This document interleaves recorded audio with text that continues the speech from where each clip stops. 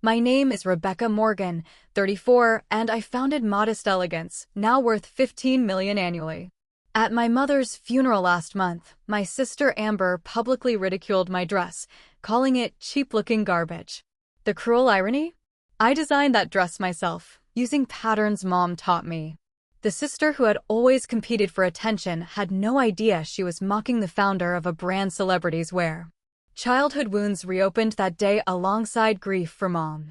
If you're watching this story about family betrayal and unexpected vindication, drop a comment telling me where you're viewing from, and subscribe for more real-life family drama that proves success truly is the best revenge.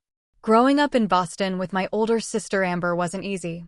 3 years my senior, she possessed the confidence and outgoing personality that our father James adored.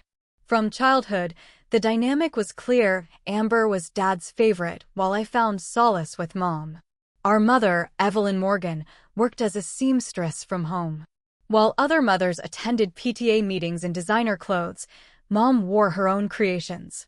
Her small sewing room became my sanctuary when Amber's cutting remarks became too much. I'd watch for hours as Mom transformed simple fabrics into beautiful garments. "Fabric has a story to tell, Rebecca," she would say, guiding my small hands on the sewing machine when I was just 8 years old. Our job is to listen and help it become what it wants to be.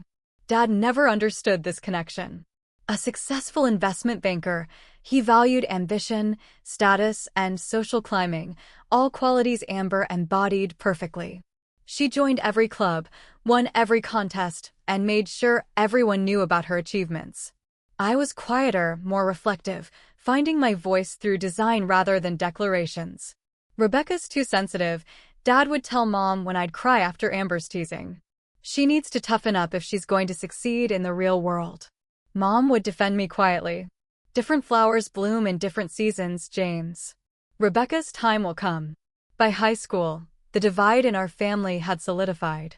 Amber followed Dad's path, studying business and economics, securing internships at prestigious firms through Dad's connections. I studied art and design, earning eye rolls from both Dad and Amber. "Fashion design isn't a real career," Amber told me during my senior year. "You'll be broke forever unless you marry rich." But Mom believed in me. When I was accepted to Parsons School of Design in New York, she sewed me a special coat as a going-away present. "This will keep you warm when I can't be there," she said, stitching a small heart inside the lining where only I would know it existed. During college, my calls home became conversations exclusively with Mom. Dad was always busy, and Amber had moved to Chicago for her MBA. Those years shaped me. I developed my aesthetic of modest yet elegant clothing that celebrated women's bodies without exploiting them. My professors were divided. Some saw commercial potential, others deemed my work too conservative for high fashion. After graduation, I stayed in New York while Amber moved back to Boston, working at a firm just 3 blocks from our parents. Dad boasted about her 6-figure salary to anyone who would listen. Meanwhile, I was struggling to find my footing, and Mom became my cheerleader. "Keep going," she'd encourage during our weekly calls. "The fashion world needs your vision, even if they don't know it yet."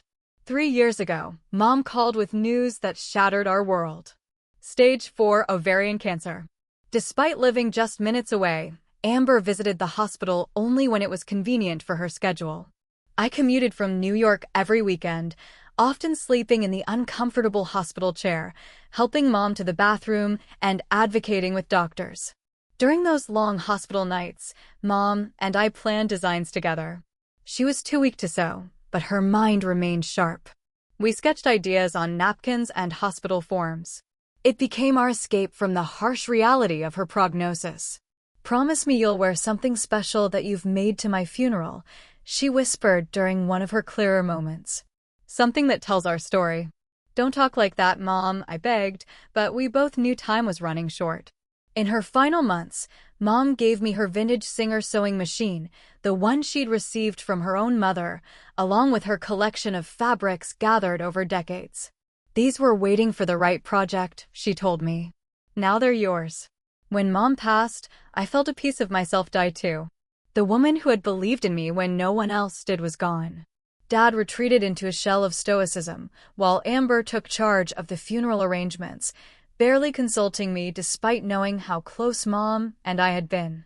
The night before the funeral, I sat in my hotel room with Mom's sewing machine, putting the final touches on a dress I'd designed just for her. Using patterns she had taught me and fabric from her collection, I created something that embodied her spirit, elegant, understated, but with intricate details that revealed their beauty only upon closer inspection. Just like Mom. What I didn't tell my family was that the dress also represented the success Mom had always predicted for me. A success I'd kept hidden from them for reasons I was still trying to understand myself. My path to success wasn't the straight line Amber had traveled. After Parsons, I bounced between assistant positions at fashion houses where my modest designs were constantly rejected.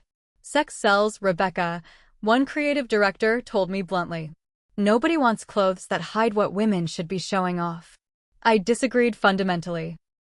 I believed women deserved beautiful clothes that made them feel confident without revealing everything. This philosophy wasn't just about religious modesty, it was about choice and dignity. But the fashion industry wasn't interested in my vision. After being laid off during a company downsizing, I faced a crossroads. I had 2 months of savings left, a small apartment in Brooklyn, and Mom's unwavering faith echoing in my mind. Instead of searching for another assistant position, I took a risk that changed my life. Using Mom's vintage singer and the skills she'd taught me, I created 5 pieces that embodied my philosophy: a perfectly tailored blazer, a flowing midi skirt, a versatile dress, wide-leg pants, and a blouse with architectural details. I photographed them on a friend who worked as a plus-size model and created a simple website under the name Modest Elegance. The first month, I sold nothing. The second month, 2 orders. By the third month, I was ready to admit defeat when something unexpected happened. A Muslim fashion blogger with 500,000 followers discovered my blazer and featured it on her Instagram. Orders flooded in faster than I could fulfill them working alone. I maxed out my credit cards to hire seamstresses and rent a small workshop in Brooklyn. Every penny went back into the business. While my bank account remained nearly empty, Modest Elegance began gaining traction. The real breakthrough came when actress Jasmine Lawson, known for her advocacy of modest fashion, wore one of my dresses to a premiere. The photos went viral, not because the dress was revealing, but because it was so elegantly distinctive. Orders crashed our website. That night, I called Mom from my tiny apartment, crying tears of joy. "It's happening, Mom. People are starting to understand what I've been trying to create." "I never doubted you for a moment," she replied, her voice weak but proud. As the business grew, I made a conscious decision that puzzled my advisors. I remained anonymous as the founder. While I registered the business under my name legally, publicly I used only RM Designs as my professional signature. I told myself it was to let the clothing speak for itself, but deep down I knew the truth. I was afraid of my family's judgment, particularly Amber's. During family gatherings, when asked about my career, I kept it vague. "My design work is going well," I'd say, changing the subject quickly. Dad would nod absently while Amber would interject with her latest promotion or bonus. "You should consider getting an MBA," she'd suggest condescendingly. "There's still time to establish a real career." I'd smile politely, the secret of my $15 million company burning in my chest. Why didn't I tell them? Part of me wanted to prove myself completely before revealing my success. Another part feared they'd somehow take credit or diminish what I'd built. And honestly, a small, petty part of me enjoyed having something that was entirely mine, free from Amber's competition or Dad's criticism. By the 5th year, Modest Elegance had expanded beyond our original demographic. Women of all backgrounds appreciated the thoughtful designs, quality construction, and versatility. We opened a flagship store in Manhattan, launched international shipping, and were featured in Vogue, which called our collection a quiet revolution in women's fashion. The company employed 35 people, had collaborations with ethical fabric suppliers across the globe, and maintained a strict policy of fair labor practices. Mom had been right, there was a market for my vision. Throughout this growth, Mom remained my confidant. During her cancer treatment, I'd bring catalog samples to the hospital, and she'd offer suggestions with the expert eye of a lifelong seamstress. Even as the disease weakened her body, her creativity never dimmed. When Mom entered hospice care, I temporarily relocated our design headquarters to Boston, working remotely while spending as much time with her as possible. Amber, meanwhile, visited around her busy schedule, often spending the time on her phone handling important work emails. "Your sister is very important at her firm," Mom would say, trying to smooth things over when I fumed about Amber's brief appearances. "So are you, Mom," I'd reply, holding back from explaining just how successful her lessons had made me. The last design Mom and I discussed was the dress I would eventually wear to her funeral. We chose fabrics from her collection, a navy silk for the base with subtle embroidery she had bought in Japan 20 years earlier. "This will be beautiful on you," she whispered, her fingers trembling as they traced the pattern we'd sketched. "Promise you'll wear it?" I did promise. And as I worked on that dress in the weeks after her death, stitching through tears, I decided it was finally time for my family to know the truth about my success. Not for validation, but because Mom deserved to have her influence on my life acknowledged. The dress would be my tribute to her, and the revelation of my success would be my way of showing how profoundly her belief in me had mattered. The night before the funeral, I completed the final stitches on the dress. It was the most personal piece I'd ever created, modest yet striking, with Mom's favorite Japanese embroidery framing the collar and cuffs. Inside, I stitched a small heart in the same place Mom had hidden one in my college coat. A secret between us. Looking at my creation in the mirror of my hotel room, I felt both grief and pride.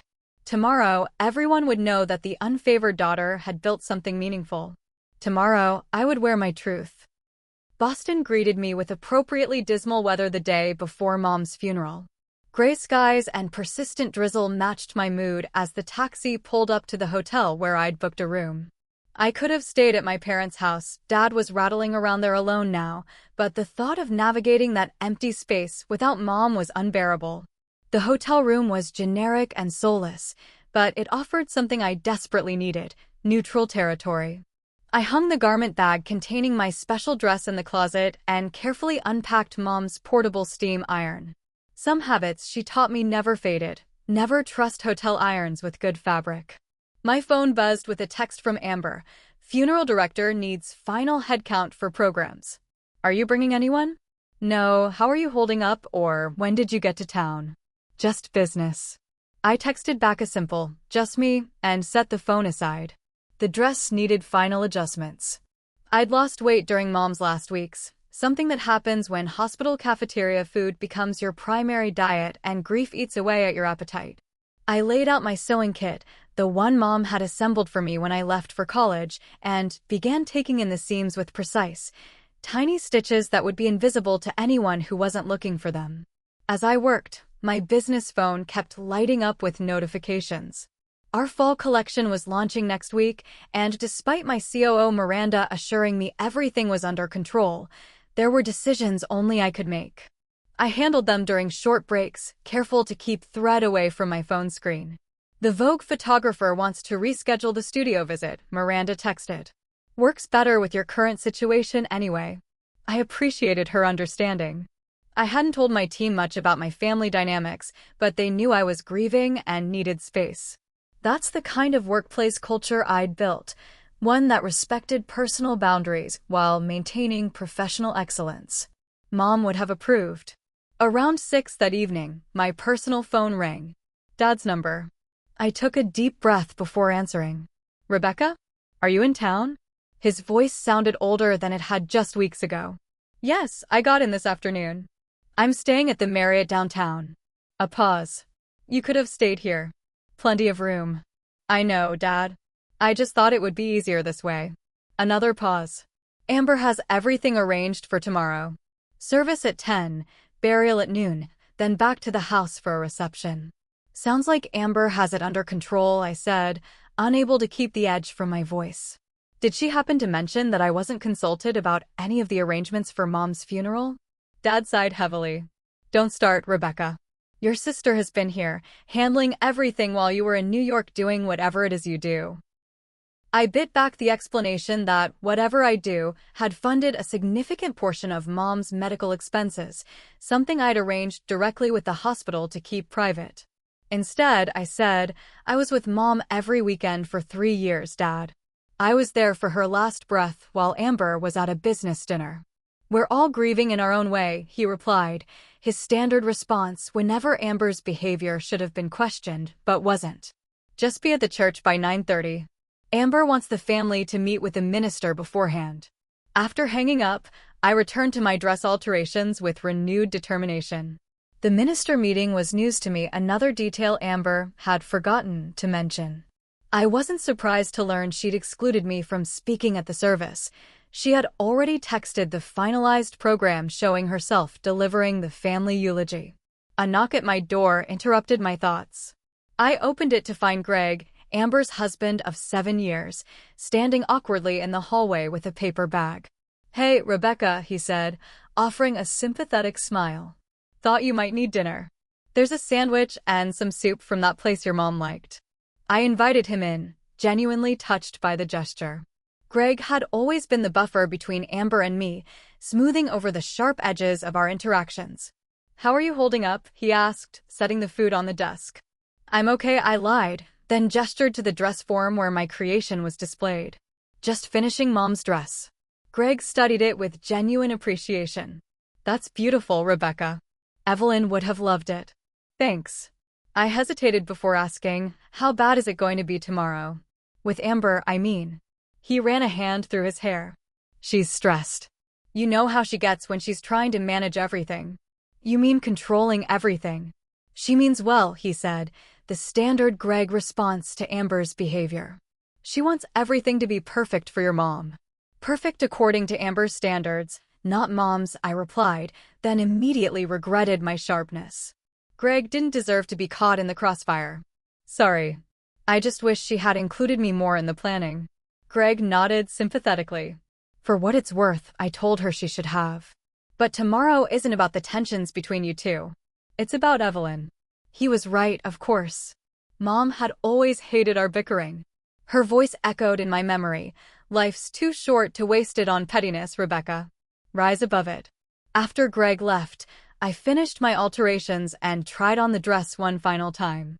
Looking in the mirror, I saw Mom's influence in every stitch, the structured bodice that never constrained, the flowing skirt that moved with purpose, the subtle details that rewarded close inspection.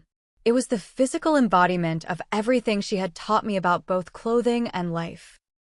My phone chimed with a business email marked urgent. One of our fabric suppliers in India was having shipping issues that threatened production timelines. Normally, I would dive into problem-solving mode, but tonight I simply forwarded it to Miranda with, "Can you handle this?" Family obligations. She would understand and manage it perfectly. That night, I placed a framed photo of Mom on the nightstand. It showed her in her sewing room, surrounded by fabrics and patterns, looking up from her work with that patient smile I knew so well. I hope you'll be proud tomorrow, I whispered to her image. Not just of the dress, but of how I handle whatever Amber throws my way. The thought of finally revealing my success brought a mix of emotions, anticipation, vindication, but also sadness that Mom wouldn't be there to witness it.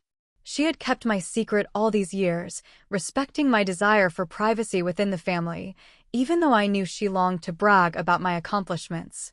Just remember, she had told me during one of our last lucid conversations, success without kindness is no success at all. I fell asleep with those words in my mind, the dress hanging completed nearby, ready for whatever tomorrow would bring. The morning of Mom's funeral arrived with unexpected sunshine that seemed almost disrespectful to my grief. I dressed carefully, every movement deliberate as I put on the creation Mom and I had planned together. The navy silk caught the light subtly, the Japanese embroidery adding dimension without ostentation. Looking in the mirror, I saw my tribute to Mom realized in fabric and thread. I arrived at the church 30 minutes early, but the parking lot was already filling. Mom had been beloved in the community, both for her kind nature and for the countless alterations and custom creations she'd made for neighbors over the decades, often charging far less than her work was worth. As I walked from my rental car toward the church entrance, I noticed several of Mom's longtime friends pausing their conversations to look at my dress. Mrs. Peterson, Mom's Tuesday lunch companion for 20 years, approached with tears in her eyes. "Rebecca, dear, that dress is exquisite," she said, touching the sleeve gently. "Evelyn would have adored it." "Did you make it yourself?" "I did," I confirmed, using some of Mom's favorite fabrics and techniques she taught me. "She was so proud of your talent," Mrs. Peterson said. "She showed me photos of your work whenever you sent them." This surprised me. I hadn't realized Mom had shared my designs with her friends, though I should have known she wouldn't be able to resist entirely. Inside the church, more of Mom's friends complimented the dress, several recognizing the distinctive embroidery Mom had treasured for years without finding the perfect project worthy of using it. Each comment warmed me, creating a momentary buffer against the confrontation I knew was coming. Dad stood awkwardly near the front pew, looking lost in his dark suit. He nodded when he saw me but didn't approach. Before I could decide whether to go to him, a commotion at the church entrance drew everyone's attention. Amber had arrived, making an entrance, as if attending a business gala rather than our mother's funeral. Her designer suit, which I immediately recognized as Chanel, was stylish but inappropriately flashy for the occasion, the bright red accent scarf a stark contrast to the somber attire everyone else wore. She air-kissed several attendees before making her way to the front, a group of her friends trailing behind like an entourage. When she spotted me, her expression shifted from performative grief to critical assessment. She looked me up and down but said nothing, turning instead to direct the minister about some last-minute change to the service order. The minister called the family to gather for a brief prayer before the service. Dad, Amber, Greg, and I formed an awkward circle in the small side room. I stood slightly apart, acutely aware of the emotional distance between us even as we physically gathered. "Everyone clear on the program?" Amber asked, her tone more appropriate for a board meeting than a family prayer. "Dad speaks first, then I'll give the main eulogy, then open for community remembrances." "You never mentioned who would be speaking," I said quietly. "I prepared some thoughts about Mom." Amber's smile didn't reach her eyes. "We need to keep to schedule, Rebecca. If there's time after the planned speakers, you can share briefly." Before I could respond, the minister began the prayer and the moment passed. As we returned to the sanctuary, now filled with mourners, I resigned myself to remaining silent during the service. Mom would have urged peace over confrontation today. The service proceeded with the expected rhythms of grief. Dad delivered a brief, emotionally restrained eulogy that focused mainly on facts: 42 years of marriage, 2 daughters, Mom's work as a seamstress. He mentioned her creative spirit almost as an afterthought. Then Amber took the podium, tissue in hand though her eyes remained dry. Her eulogy was eloquent but strangely impersonal, focusing on Mom's role as supporter of Dad's career and community volunteer. She barely mentioned Mom's sewing, the passion that had defined her life, and said nothing about the special bond Mom and I had shared through that art. Instead, Amber emphasized how she had helped manage Mom's medical care, a gross exaggeration that made my jaw clench. Throughout the service, I remained silent, my undelivered eulogy heavy in my heart.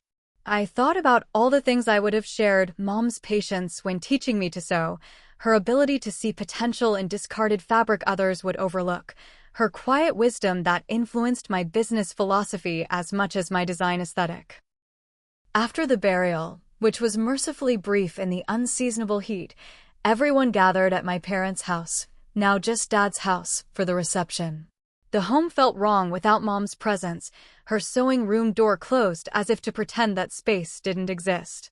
I found myself in the kitchen, arranging food trays dropped off by neighbors, when Amber entered with 3 friends from her firm. They stopped their conversation abruptly when they saw me, exchanging glances that made it clear I had been their topic. "Rebecca," Amber said with artificial brightness, "I was just telling the girls about your little design hobby. They can't believe you're still making your own clothes." Her friends, all wearing expensive designer outfits, looked at my dress with poorly disguised condescension. Is that what you're wearing supposed to be designer? Amber continued, her voice carrying just enough to draw attention from nearby guests. It looks like something from that pathetic, Modest brand that's somehow popular now. What's it called? Modest Elegance? I don't understand how they stay in business with such homemade-looking clothes. Her friends tittered obligingly. One of them, a tall woman in Versace, added, "Those conservative styles are for women who've given up." No offense, Rebecca. I stood frozen, cutting board in hand, as Amber continued her critique, growing louder as she gained confidence from her friends' encouragement and my silence. Look at that stitching along the collar, totally amateur. And that embroidery looks like something a grandmother would wear. Mom could have made something more stylish in her sleep. The kitchen had grown quiet, other guests looking uncomfortable but not intervening. Dad entered, heard Amber's comments, and promptly turned around, avoiding confrontation as he had my entire life.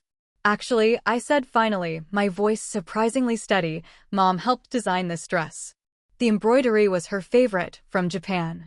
"Well, she was trying to be nice about your little projects," as always, Amber laughed. "Some of us have real careers instead of playing with fabric scraps." Something shifted inside me at that moment. Years of allowing Amber's belittling comments washed away, replaced by a calm certainty that Mom would want me to stand up for both of us. "Amber," I said quietly, "you have no idea what you're talking about." She rolled her eyes dramatically for her audience. "Please enlighten us about high fashion, Rebecca. We're dying to hear what the expert thinks." The kitchen had grown completely silent now, mourners frozen awkwardly between wanting to leave this uncomfortable situation and curiosity about what would happen next. I carefully set down the knife and cutting board. "The dress you're mocking," I said clearly, "is from Modest Elegance's upcoming winter collection. I designed it myself, using techniques Mom taught me." Amber's smile faltered slightly. "Sure you did. And I'm the Queen of England." The Japanese embroidery along the collar is hand-stitched. The pattern is called Continuous Blessing and dates back to the Meiji period. Mom bought the fabric 20 years ago and was saving it for something special. Her friends looked confused, but I continued, my voice growing stronger. "The invisible pockets are placed precisely at the hip line to maintain the dress's structure while providing functionality. That's a signature element of all Modest Elegance designs, which I would know because I founded the company 5 years ago." Amber's smirk vanished completely. "What are you talking about?" I pulled out my phone, opened the private company portfolio only accessible to the design team, and turned the screen toward her. There I was in our Manhattan studio, surrounded by the upcoming collection, clearly in charge. "I'm the RM in RM Designs. Rebecca Morgan, founder and creative director of Modest Elegance, the pathetic brand you just mocked that happens to be worth $15 million annually and was featured in Vogue last spring." The shock on Amber's face was matched by the gasps from her friends, who had suddenly gone pale. I noticed one of them actually owned a Modest Elegance blazer, something I recognized from our previous fall collection. "That's impossible," Amber sputtered. "You would have said something." "Why?" I asked simply. "So you could diminish it, like you've diminished everything else I've ever cared about? Or so Dad could dismiss it as not a real career?" The stunned silence was broken by Mrs. Peterson, who started clapping slowly from the doorway. "I knew it," she exclaimed. "Evelyn hinted at how successful you'd become, but said she was sworn to secrecy." She was bursting with pride. Other guests began murmuring, several pulling out phones to search for Modest Elegance. Dad appeared in the doorway, his expression unreadable. "You're the one who makes those clothes?" he asked, the first time he'd shown genuine interest in my career. "The company that had that billboard in Times Square last Christmas." I nodded, suddenly feeling exhausted. This wasn't how I'd imagined revealing my success at Mom's funeral reception, forced by Amber's cruelty. Mom deserved better than this spectacle. Amber, recovering from her shock, attempted to salvage her dignity. "Well, how are we supposed to know when you've been so secretive?" "I was only joking about the dress anyway. It's actually quite nice." The transparent backpedaling was painful to witness. I didn't respond, instead turning to continue arranging the food trays. In fact, Amber continued desperately, "I've always thought your designs showed promise. I have an eye for talent, you know." "Stop, Amber," I said quietly but firmly. "Mom wouldn't want us fighting today. She deserved better than this."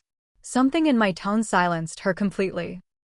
Her friends made awkward excuses and drifted away, leaving Amber standing alone, her carefully constructed superiority visibly crumbling. As I worked, I felt a strange sensation, almost like Mom's hand on my shoulder, her voice in my ear saying, "Well done, sweetheart." For the first time since she died, I felt her presence, not just her absence. In standing up for myself, I had honored her most important lesson: authenticity cannot be diminished by others unless you allow it. Amber left the kitchen without another word, and I continued preparing food for the guests who had come to honor Mom, my hidden success no longer a secret, my grief momentarily lightened by the knowledge that Mom had died proud of what I'd become, both as a designer and as a person. The remainder of the reception unfolded with a strange new dynamic. As news of my revelation spread through the gathering, people approached me differently, some with genuine congratulations, others with barely concealed curiosity. Mom's sewing circle friends were the most sincere, sharing stories of how Mom had obliquely bragged about my success without betraying my confidence. She would say, "Rebecca's designs are going to be everywhere someday," Mrs. Abernathy told me, her eyes twinkling. We thought she was just being a proud mother, but she knew exactly what she was talking about, didn't she? Amber remained in the living room, holding court with those guests who hadn't witnessed her humiliation, but her voice lacked its usual confidence. Occasionally, I caught her watching me with an expression I couldn't quite read, something between resentment and reassessment. Dad seemed genuinely stunned. Twice he approached me as if to speak, then veered away when someone else engaged me in conversation. The third time, he managed to ask, "Do you really have a billboard in Times Square?" as if that were the only part he could process. "Last Christmas," I confirmed. "For our winter collection. It was up for 6 weeks." He nodded slowly. "Your mother never said anything." "I asked her not to," I said simply. The unspoken question, why I had kept my success secret, hung between us, but he didn't pursue it further. As the reception continued, more guests began asking detailed questions about my business. How had I started it? Did I have investors? Was I planning to expand internationally? I answered politely but briefly, uncomfortable with the sudden shift from mourner to successful entrepreneur on display. Greg found me as I was refilling water glasses in the dining room. "I've known for almost 2 years," he admitted quietly, surprising me. "Saw you on a business news segment while Amber was out of town. I recognized you immediately. Why didn't you say anything?" I asked. He shrugged. "Wasn't my secret to tell. And honestly, I was curious how long you'd keep it hidden." He paused. "Amber's not as confident as she seems, you know. Your success would have been challenging for her to process." I appreciated his diplomacy but couldn't help responding, "And her behavior today wasn't challenging for me." "Fair point," he conceded. "For what it's worth, I think your mom would be proud of how you handled it." As the afternoon wore on, guests gradually departed, offering final condolences and, in many cases, business cards with requests to stay in touch. By 6 o'clock, only family remained in the house that felt increasingly empty without Mom's presence. Amber had moved to the back patio, nursing a glass of wine and studiously avoiding me. Dad sat in his recliner, looking through a photo album Mrs. Peterson had compiled of Mom's life. I was gathering my purse to leave for my hotel when Amber finally approached me directly. "I need to talk to you," she said, her voice carefully controlled. "Alone." I followed her to Dad's study, bracing myself for accusations or more attempts to diminish my achievement. Instead, she closed the door and turned to me with an expression I rarely saw on her face: uncertainty. "Why didn't you tell us?" she asked without preamble. "About your company. All this time, you let us think that I was struggling? Unsuccessful? Not living up to the Morgan family standards." I finished for her. "Why do you think, Amber?" She had the grace to look uncomfortable. "We're family. Families share important news." "Do they?" You've spent my entire life making me feel less than. Every accomplishment dismissed, every interest mocked. Why would I share the most important achievement of my life with someone determined to belittle it? That's not fair, she protested weakly. I was just pushing you to be your best. I shook my head. No. You were establishing your superiority. There's a difference. Amber crossed her arms defensively. So you kept this huge secret for, what, 5 years? Just to prove a point. It wasn't about proving anything. Initially, I kept the company separate from my identity to let the designs speak for themselves in an industry obsessed with image. But with family. I paused, considering my words carefully. With family, it became about protection, protecting something I cared about from the judgment I knew would come. Mom knew, she said, and it wasn't a question. Yes. She helped me with designs until she got too sick. The dress I'm wearing, we planned it together during her last weeks. Amber's eyes dropped to my dress, seeing it differently now. She never said a word to me. She respected my privacy. But she was proud, Amber. So proud. And I just made a complete fool of myself in front of everyone, she said, a flush spreading across her cheeks. Criticizing your company to your face. That wasn't my intention, I said honestly. I would have preferred a different time and place for this conversation. Amber was quiet for a moment. 15 million in annual revenue. I nodded. And you're in vogue? Actually in vogue. 3 times now. We're doing a feature spread for their December issue. She exhaled slowly, processing this information. All this time, I thought I was the successful one. The vulnerability in her voice was so unexpected that I felt my anger softening slightly. Success looks different for different people. Your career is impressive, Amber. But not $15 million impressive, she said with a short laugh. Then, more seriously, I'm not sure I know how to be the less successful sister. Her honesty surprised me. For the first time, I glimpsed what Greg had meant about Amber's insecurity. Her entire identity was built around being the achiever, the star, the favorite. My success threatened that carefully constructed self-image. We don't have to compete, I said quietly. We never did, except in your mind. She looked like she wanted to argue but stopped herself. I should congratulate you properly. It's what Mom would expect. Probably, I agreed. But I don't need congratulations, Amber. Especially not today. Today is about Mom, who apparently had a lot more faith in your little hobby than I did, she said, attempting humor that fell flat. Before I could respond, Dad knocked and entered without waiting for an answer. He looked between us cautiously, clearly expecting to find us arguing. Everything okay in here? Fine, Amber and I said simultaneously. Dad cleared his throat. Rebecca, before you go back to your hotel, there's something in your mother's sewing room I think she'd want you to have. I followed him down the hallway to the room that had been my childhood sanctuary. Opening the door felt like stepping back in time, the organized chaos of fabrics, the wall of threads arranged by color, the dress form in the corner draped with a half-finished project Mom would never complete. Dad went to the bookshelf and removed a leather-bound volume I'd never seen before. She kept this hidden behind her pattern books. I found it while sorting through some things last week. He handed me what appeared to be a journal. Opening it, I recognized Mom's handwriting immediately. It was a detailed record of my career, clippings of Modest Elegance mentions in the press, printed screenshots of celebrity sightings in my designs, fabric swatches from collections I'd sent her, all meticulously dated and annotated. She documented everything, Dad said softly. Every milestone. She called it her secret brag book, said she was respecting your privacy but couldn't help keeping track of your journey. I traced Mom's handwriting with my fingertip, tears blurring my vision.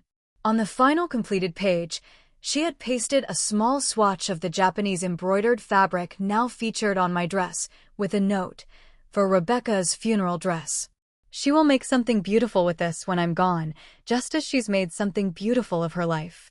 Dad watched me reading, his expression somber. She always believed in you. Said you had a vision others couldn't see yet.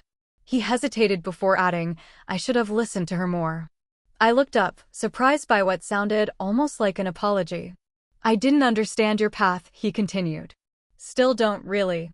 Fashion wasn't something I respected as a serious career. I noticed, I said, unable to keep the hurt from my voice. Your mother was wiser than me in many ways, he admitted. She saw what you could become when I only saw what you weren't. Coming from Dad, this was unprecedented humility. I didn't know how to respond, so I simply nodded. I'd like to see it sometime, he said after a moment. Your company. If that's something you'd be willing to show me. The request was awkward but sincere. I'd like that, I said, surprising myself by meaning it. When I finally left for my hotel that evening, I carried Mom's journal with me, a tangible record of her silent support throughout years when I'd felt so alone in my professional journey. The revelation of my success had unfolded nothing like I'd imagined, but somehow felt right. Mom had witnessed every step of my journey privately. Now, finally, her faith in me was known to all. In my hotel room, I carefully hung up the dress, now even more precious as both a tribute to Mom and the catalyst for a long-overdue family reckoning. Tomorrow, I would return to New York, to the company I'd built, carrying both grief and a strange new lightness. The secret I'd protected for so long was finally in the open, and while the revelation hadn't healed all wounds, it had lanced something festering, allowing the possibility of healthier connections in the future. I opened Mom's journal to the last entry, written in a shakier version of her familiar script just weeks before her death. Rebecca has succeeded not despite being different from her father and sister, but because of it. Her quiet strength will outlast their noise. I only wish I could be there when they finally see what I've always seen. She hadn't been there physically, but her presence had filled that kitchen when I finally stood my ground. In the end, Mom had witnessed her prediction come true after all. After the last guests departed, an uncomfortable silence settled over the house. Greg made excuses about early meetings the next day, and he and Amber left with stilted goodbyes. I had planned to return to my hotel, but found myself lingering, reluctant to leave this final connection to Mom. Dad seemed equally hesitant for me to go, hovering awkwardly in the living room as I gathered my purse. You could stay here tonight, he offered unexpectedly. Your room is still, well, it's mostly storage now, but the bed's made up. The invitation surprised me. I should get back to the hotel. I have an early flight tomorrow. Dad nodded, looking suddenly older in the dim light. Of course. You have a company to run. Something in his tone, not sarcastic but genuinely acknowledging, made me pause. I could stay for a little while longer, I conceded. Maybe some tea? We moved to the kitchen, the scene of my earlier revelation. Dad put the kettle on, a task Mom had always handled, and I noticed his uncertain movements as he searched for tea bags and mugs. This house had been their shared domain for over 40 years, yet he looked like a visitor trying to navigate an unfamiliar space. Earl Grey still your favorite? He asked, holding up the box Mom had always kept for me. Yes, I said, touched he remembered this small detail.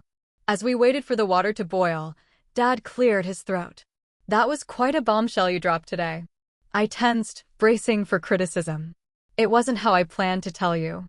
How did you plan to tell us? He asked, genuine curiosity in his voice. Honestly? I'm not sure I ever did, I admitted. At first, I was afraid of jinxing the company's success. Then, as it grew, it just became easier to keep that part of my life separate. The kettle whistled, and Dad poured water into our mugs with careful concentration. Because you thought we wouldn't be proud of you? Because I knew Amber would find a way to diminish it, I said, then added more quietly, and because you've never shown interest in anything I've done. Dad winced slightly, stirring sugar into his tea. That's not entirely unfair. We moved to the living room, sitting in the uncomfortable silence of two people who had lived parallel lives without truly knowing each other. Through the wall, I could hear the faint ticking of Mom's favorite clock, a sound so familiar it brought a fresh wave of grief. Did you really fund part of your mother's treatment? Dad asked suddenly. I looked up surprised. How did you know about that? The hospital billing department called last week about some payment arrangement. They mentioned a significant private contribution had been made by a third party. He studied me with new eyes. That was you, wasn't it? I nodded. I didn't want you or Amber to know. Mom didn't want to worry you about the finances. I could have handled the bills, he said, a hint of his old defensiveness returning. It wasn't about whether you could handle them, I explained. It was something I wanted to do for her. She gave me everything, Dad. My entire career exists because of what she taught me. Dad was quiet for a long moment, staring into his tea. Your mother always said you had a gift. I thought she was just being, a mom. She was my first investor, I said, smiling at the memory. $5,000 from her personal savings when I started the company. I paid her back tenfold the next year, but she reinvested it all. Said she was betting on my future. That sounds like Evelyn, Dad said with a sad smile. Then, more seriously, I never understood your world, Rebecca. Fashion seemed frivolous to me. Not a real business. 15 million in annual revenue is pretty real, I couldn't help pointing out. He acknowledged this with a nod. I was wrong. About many things, it seems. His admission hung in the air between us, not quite an apology, but closer than anything I'd ever heard from him. We sat in silence again, but it felt different now, less strained. Why did Amber always get the benefit of the doubt? I asked finally, the question that had haunted me for decades. Dad looked genuinely startled. What do you mean? All my life, Amber was the favorite. Her achievements celebrated, her flaws excused. Why was it so hard for you to see me the same way? Dad set down his mug, looking uncomfortable. I never had favorites. Dad, please. Mom's gone now. Can we at least be honest with each other? He sighed heavily, running a hand over his thinning hair. Amber was easier for me to understand. Her goals, her ambitions, they made sense to me. I knew how to guide someone who wanted the things she wanted. And I was the confusing one, I said, not as a question. You were like your mother, he replied, as if that explained everything. Creative, intuitive. Operating on a wavelength I couldn't quite tune into. He paused. It was easier to focus on Amber than to admit I didn't know how to connect with you. So you just gave up trying? I couldn't keep the hurt from my voice. I didn't think of it as giving up, he said defensively. Then, after a moment, but I suppose that's what it was, from your perspective. We sat with that truth between us. Outside, a car drove by, its headlights briefly illuminating the room before returning us to the soft lamp glow. I'd like to understand now, he said finally. If you're willing to let me try. I'd like to see what your mother saw. Before I could respond, my gaze fell on Mom's sewing basket, still sitting beside her favorite chair as if she might return to it at any moment. The sight of it triggered a sudden memory. I need to check something, I said, setting down my tea and crossing to the basket. Beneath the neatly organized threads and pins, I found a small leather-bound notebook I recognized as Mom's project journal. I'd given it to her years ago, and she'd used it to record measurements and design notes. I opened it, turning to the last used page, and found an entry dated just 3 weeks before her death. In her increasingly shaky handwriting was a note. Rebecca will finally show them who she truly is. James will be so proud when he understands. My two stubborn loves. Dad, look at this, I said, bringing him the journal. He read the entry, his expression softening. She knew you'd reveal your success eventually. She knew it would happen after she was gone, I realized aloud. She understood why I kept it hidden but believed things would change. Dad closed the journal carefully. She was usually right about these things. As we continued talking into the night, sharing memories of Mom and cautiously building new understanding, I heard movement from upstairs. Following the sound, I found myself at the door of Mom's sewing room, where Amber stood alone, looking at the dress form. She startled when she saw me. I thought you'd left. Dad and I were talking, I explained, surprised to see her. I thought you'd gone home. I told Greg to go ahead without me. I wanted to. She gestured vaguely around the room. I don't know what I wanted. I entered cautiously. This was always my favorite room in the house. I know, Amber said quietly. You and Mom would spend hours in here while Dad took me to his office or to golf. The comment revealed a perspective I'd never considered, that while I'd felt excluded from Dad's world, Amber had felt equally excluded from Mom's and mine. I didn't keep my success secret to hurt you, I said, addressing the unspoken tension between us. Didn't you? Amber challenged, though without her usual edge. Not even a little bit? You didn't enjoy the thought of someday showing us all how wrong we were about you. Her perception was uncomfortably accurate. Maybe that was part of it, I admitted. But mostly I was protecting something precious to me from criticism. That's a pattern I learned early. Amber winced at the implication. I wasn't always kind to you. No, you weren't. But $15 million, Rebecca? A company that big? That goes beyond protecting something precious. That's actively deceiving your family. Is it deception to keep private something that was never welcomed in the first place? I countered. You made it clear my little hobby wasn't worth discussing. So I stopped trying to share it. Amber turned away, running her fingers along a shelf of fabric. I was jealous, she said, so quietly I almost missed it. Of what? You had everything: Dad's approval, academic success, the career path you respected.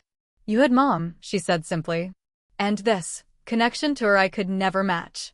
You understood each other in a way that made me feel like an outsider in my own family. Her admission stunned me. All these years, I'd been envious of her position as the favored daughter, never considering she might have her own insecurities about our family dynamic. I thought you didn't care about having a close relationship with Mom, I said.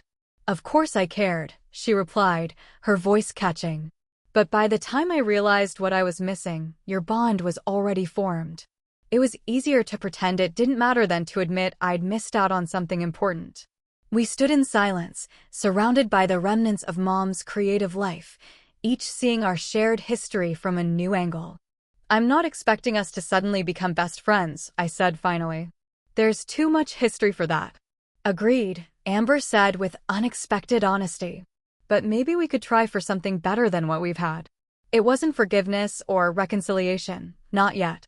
But it was an acknowledgement of possibility, that the patterns established in childhood didn't have to define our adult relationship forever. Mom would have called it a good first seam, with many more stitches needed to complete the garment. As I finally left for my hotel that night, I felt emotionally drained but somehow lighter. The walls built over decades of misunderstanding had at least a few small windows now, allowing fresh air into relationships that had long been stifling. It wasn't the family healing I might have scripted, but it was authentic, messy, complicated, and tentatively hopeful. In the taxi, I received a text from Miranda. Team sends condolences. Everything under control here. Take the time you need. I smiled at this small evidence of the supportive work culture I'd created, so different from the competitive dynamic I'd grown up with. Tomorrow, I would return to New York, to the company built on Mom's teachings and my own vision. But I would carry with me new understanding of the family that had shaped me, for better and worse.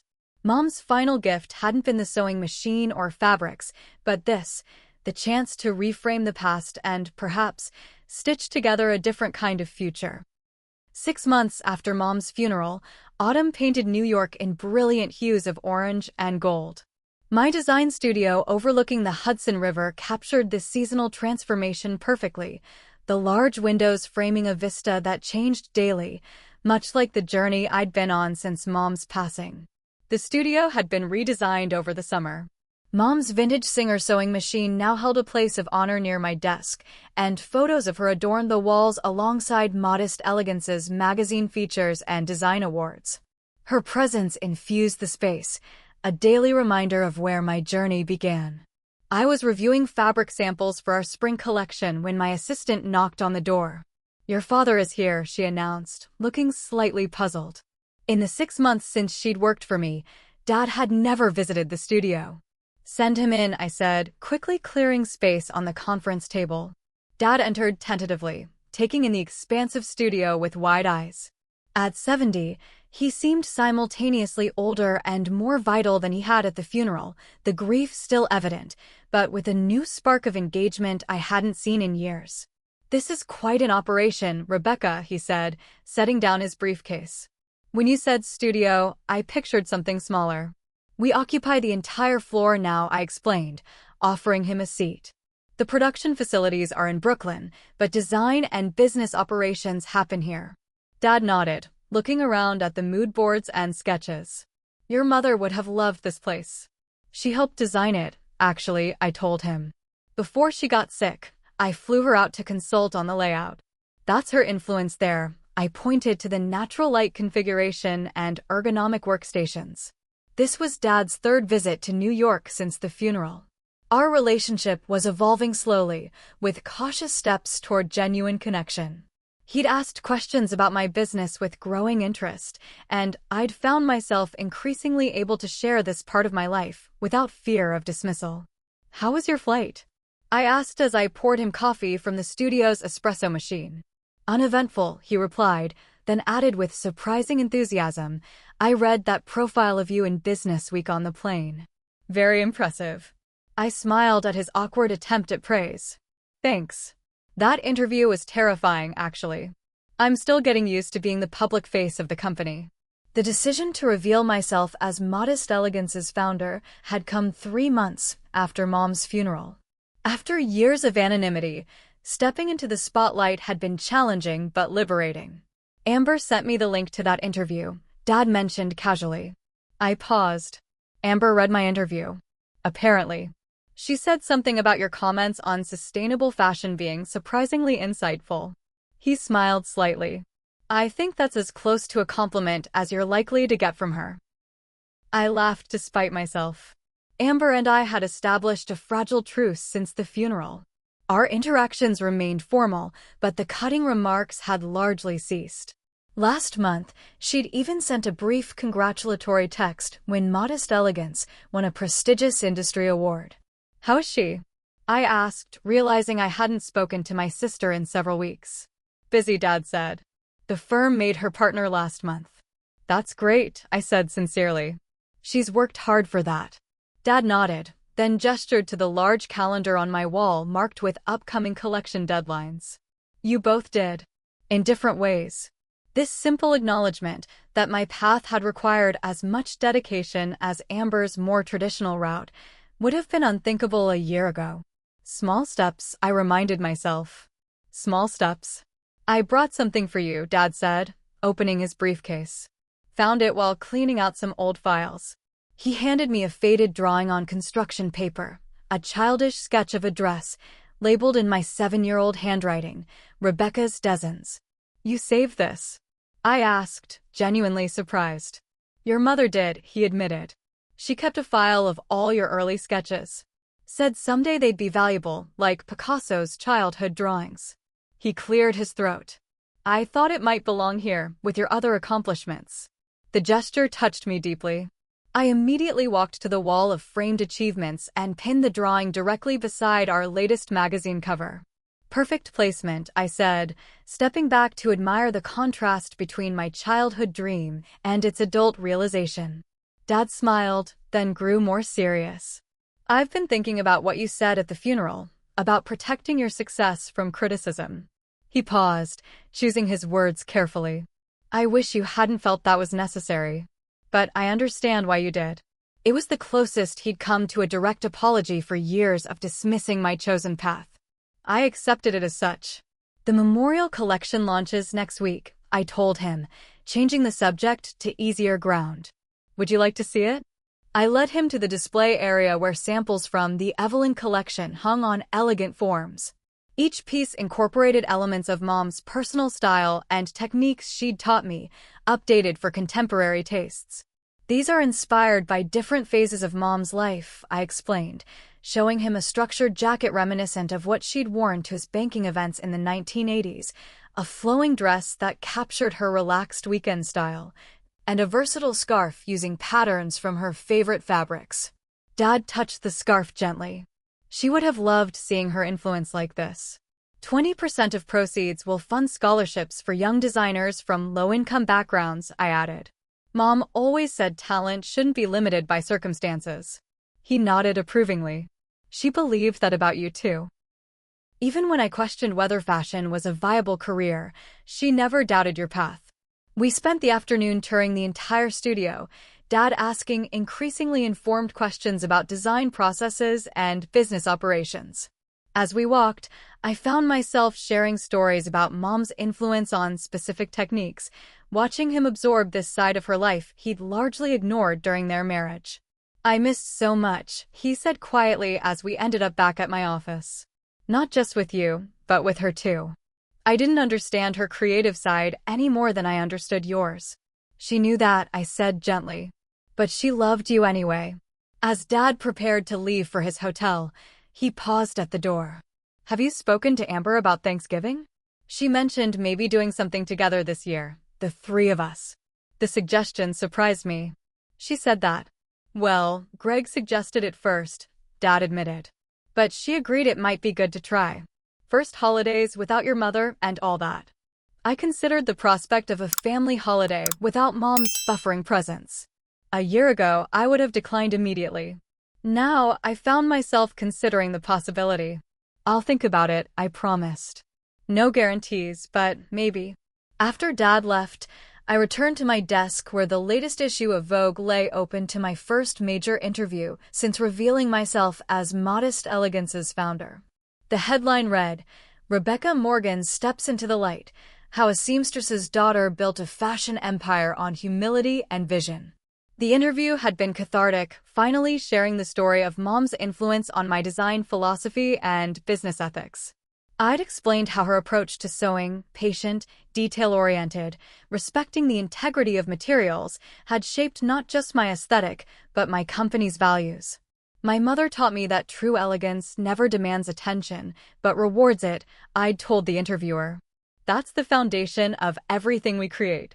The accompanying photo showed me at my desk, Mom's sewing machine prominently displayed beside me, her embroidery scissors in my hand. A visual acknowledgement that I stood on her shoulders. My phone chimed with a message from Miranda, advance orders for the Evelyn collection exceeding projections by 40%. Your mother would be so proud. Tears pricked my eyes, not of sadness, but of gratitude. In death as in life, Mom continued to influence my journey. The grief process had been far from linear these past 6 months. Some days the loss felt as raw as the funeral day, other moments brought unexpected peace. I'd learned that grief reveals the true nature of relationships, which ones can bear the weight of honesty, which collapse under pressure. My relationship with Dad was healing slowly, with genuine effort on both sides. With Amber, the future remained uncertain, too many years of competition and criticism to erase quickly. But the defensive walls I'd built had cracks now, allowing for possibilities I hadn't considered before. Mom's absence had forced all of us to reckon with the family we'd been and the relationships we wanted moving forward. As she would have said, sometimes you have to remove stitches to fix a garment properly. The most profound lesson had been about authenticity. By hiding my success for so long, I'd participated in my own diminishment. Standing up for myself at the funeral hadn't just been about confronting Amber's criticism, it had been about claiming my own narrative. Since that day, I'd made changes beyond just revealing my identity publicly. I'd become more vocal about my vision in industry forums, mentored young designers from backgrounds similar to mine, and even taught occasional workshops using techniques Mom had passed down to me. The phone on my desk rang, the production manager with questions about fabric orders. As I answered, watching the sunset paint the Hudson golden, I felt Mom's presence not as a wound, but as a gift. She lived on in every stitch, every design decision, every moment I chose authenticity over fear. Later that evening, after the studio emptied, I sat alone at my desk, contemplating the childhood drawing Dad had brought. My 7-year-old self could never have imagined Modest Elegance or the journey that created it. But Mom had seen that potential from the beginning. I touched the small heart embroidered inside the cuff of my blazer, my personal tribute to the heart she'd hidden in my college coat. An invisible thread connecting us still. You were right, Mom, I whispered to the empty studio. Different flowers do bloom in different seasons. Looking at the photos of her surrounding me, I felt a sense of peace that had been elusive since her diagnosis. The wound of her loss would never completely heal, but it had begun to transform into something else, a space where new growth was possible, including the tentative reconnection with family I'd never expected. Mom had always said the strongest fabrics were those that could bend without breaking, adapt without losing their essential nature. In the aftermath of her death, I was finally understanding what she meant about fabric, about family, and about myself. As I prepared to leave for the day, I sent a text to Dad and, after a moment's hesitation, included Amber in the message. Thanksgiving might be nice. Let's talk about it next week. It was a small stitch, but Mom would have approved of the effort to mend what had been torn. After all, she was the one who taught me that healing, like the best designs, happens one careful stitch at a time. Have you ever had to stand up for yourself in a family situation? What helped you find the strength to do it? I'd love to hear your stories in the comments below. If this story resonated with you, please hit that like button and subscribe for more real-life family journeys. Thank you for listening to my story today, and remember that sometimes the most powerful thing you can do is simply be authentically yourself, especially when others expect you to be small. Take care, and I'll see you in the next story.